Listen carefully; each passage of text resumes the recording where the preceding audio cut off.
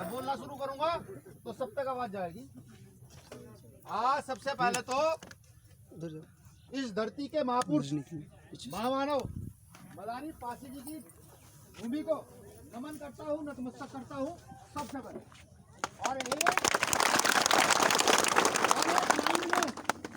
भारत में जन्मे वो महापुरुष, वो संत महापुरुष, वो हमारे गुरु जिन्होंने समता समानता की बात की है, जिन्होंने न्याय और समृद्धि की बात की है, जिन्होंने इस देश में प्रत्येक वर्ग प्रत्येक जाति को एक समान माना है, ऐसे सारे महापुरुषों को नमन और नतमस्तक होता हूँ। सबको एक साथ नमन और नतमस्तक होने का एक महत्वपूर्ण उद्देश्य है, क्योंकि भारत के अंदर हमारी अनेकों जातियां निवास करती है।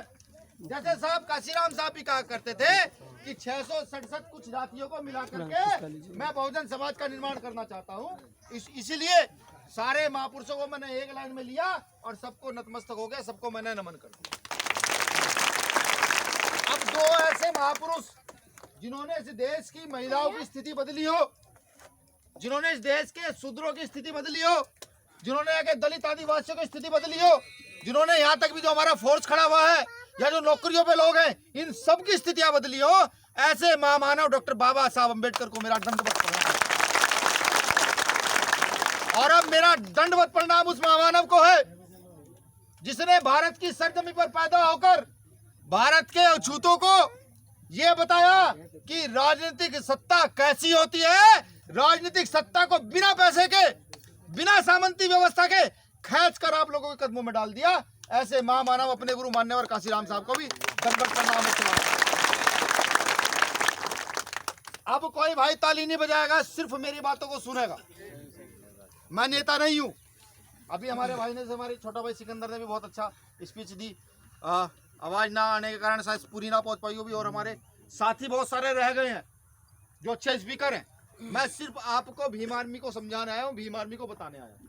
भीम आर्मी क्या, ये समझाने आया हूँ। बिल्कुल जैसे मैं उदाहरण लूंगा पुलिस वालों का, क्योंकि मेरे फादर पुलिस में थे, मेरे दादाजी पुलिस में थे। ये जो वर्दी पहने हुए आज हमें लोग दिख रहे हैं, इसके पीछे इन्होंने वर्दी पहनने से पहले कितनी मेहनत की होगी इसका अंदाजा है हम नहीं लगा, लेकिन वाकई खूब मेहनत की होगी, इसलिए आज ये लोग वर्दी पहन के यहाँ खड़े। अब मैं आपको फूले साहू अम्बेडकर की विचारधारा की ओर लेकर के चलूंगा।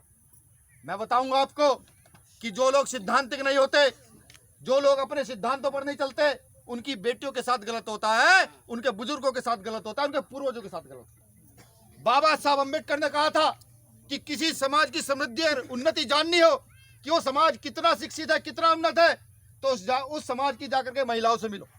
अगर उस समाज की महिलाएं उन्नत और शिक्षित है तो ये समझो वो समाज उन्नत और शिक्षित हो सकता है, अन्यथा उस समाज के उन्नत और शिक्षित होने का कोई फायदा नहीं। और क्योंकि ये भारत का परिवेश है, यहाँ पर धर्मशास्त्रों का बड़ा ज्ञान है, ये देश जातियों का, धर्मों का देश है, जहाँ मानवता बाद में आती है, पहले जाति और धर्म सामने आता है, तो ये उसका देश।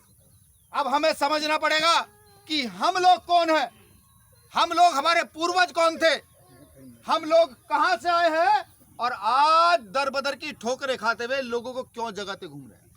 राजनीतिक परिवेश अलग हो सकता है, मेरा भी राजनीतिक परिवेश हो सकता है, आपका भी अलग अलग राजनीतिक परिवेश हो सकता है, लेकिन समझना पड़ेगा कि वो राजनीतिक परिवेश हमें कहां ढालना है, कहां लेकर के जाना है। अगर हम वाकई भारत के नागरिक हैं, वाकई भारत के नागरिक हैं, जैसे भी हमारे छोटे भाई सिकंदर ने कहा कि जो भारत माता की जय करते हैं वो वाकई भारत के सबसे बड़े दुश्मन है, यह सत्यता है। अगर हम वाकई भारत के नागरिक हैं तो भारत के भविष्य के विषय में सोचना शुरू कर दीजिए। हो सकता है आप नेशनल पॉलिटिक्स ना जानते हो सकता है आप क्षेत्रीय राजनीति सही से ना जानते हो सकता है आप प्रदेश की राजनीति सही से ना जानते हो, लेकिन सीखना शुरू कर दीजिए, क्योंकि वही समय दोबारा रिटर्न किया जा रहा है। जैसे यहाँ पर ईस्ट इंडिया कंपनी भारत में स्थापित हुई थी, पुराने लोग जानते होंगे, ईस्ट इंडिया कंपनी का नाम सब लोग जानते होंगे। सीधी भाषा में मैं बता दूं, जैसे भारत में अंग्रेजों को स्थापित किया गया था, अंग्रेज यहाँ पर आए थे व्यापार के नाम पर आए। आज देश की वही परिवेश, वही स्थिति है। देखिए, रेलवे को व्यापारीकरण कर दिया गया है, बीएसएनएल को व्यापारीकरण कर दिया गया है। इस देश की सारी व्यवस्था को धीरे धीरे कहां ले लेके जाया जा रहा है, व्यापार के परिवेश में। किसी देश की सारी व्यवस्थाएं व्यापारी वर्ग के अधीन हो जाए और फिर ये देश गुलामी की ओर अग्रसर हो। ये भारत का भविष्य है, लिख लीजिए जो मैं कह रहा हूं। अगर ये ना हुआ, हम ना जागे और ये कारवा ऐसा ही चलता रहा, देश को बिकने की कगार पर चलता रहा, तो इस देश की जल जंगल जमीन सब लोग बिक चुकी होंगी, बिल्कुल बिक चुकी होंगी।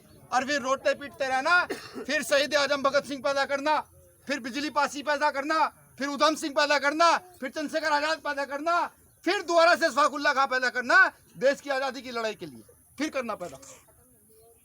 लेकिन मुझ जैसे लोग डर चुके हैं, मुझ जैसे लोगों ने समझ लिया है भारत का राजनीतिक परिवेश क्या है। मैंने समझ लिया है। मैं जैसे आज यहाँ पर आते ही सबसे पहले मदारी पासी का नाम लिया। जो लोग उनके पढ़े होंगे, जो लोग उनको जानते होंगे, उनको पता होगा जब उन्होंने किसान आंदोलन शुरू किया तो भारत के अंदर सामंती ताकतों के खिलाफ किसान आंदोलन शुरू हुआ। और सिर्फ दो वर्गों में आंदोलन था, किसी जाति और धर्म का आंदोलन नहीं था। ये दो वर्गों का आंदोलन था, एक सामंतियों का और एक किसानों का और मजदूरों का, जो मदारी पासी ने यहाँ से स्थापित कर कर इस पूरे क्षेत्र में चारों ओर घुमाया। हम उन चीजों को भूल चुके हैं, हम भूल चुके हैं। किस लिए? बाबा साहब द्वारा लिखित संविधान के तहत जो हमारे अधिकार है, वहां से मलाई चाट कर, नौकरियां लेकर, अच्छे अच्छे बिजनेस कर कर हम इन चीजों को भूल चुके हैं। हम सो रहे हैं पड़े हुए, बिल्कुल सो रहे हैं पड़े हुए। आज देश को प्राइवेट किया जा रहा है। किस लिए? यहाँ के दलित आदिवासी पर जो आरक्षण का छोटा सा टुकड़ा है, बिल्कुल पूना पैक्ट पढ़िएगा। आज भारत के अंदर अगर यहाँ के आदिवासियों की, दलितों की लड़ाई होनी चाहिए थी, यहाँ के बैकवर्ल्डों की लड़ाई होनी चाहिए थी, तो पूना पैक्ट को पुनः स्थापित कराने की लड़ाई होनी चाहिए थी। लेकिन नहीं, हम ऐसा नहीं कर पा रहे, बिल्कुल नहीं कर पा रहे। हम छोटे से रिजर्वेशन को बचाने में लगे हुए हैं कि रिजर्वेशन कैसे बचे, वो भी चंद लोग, पूरा समाज नहीं, चंद लोग बचाने के लिए लगे हुए हैं। हम जैसे पढ़े लिखे बेवकूफ लोग लगे हुए हैं, कुछ लोग जो यहाँ बैठे हुए वो लगे हुए हैं, वरना आज बहुत सारे लोग अपने घरों में आराम से सो रहे होंगे। ठीक है, वो छोटा सा रिजर्वेशन है, इतना सा,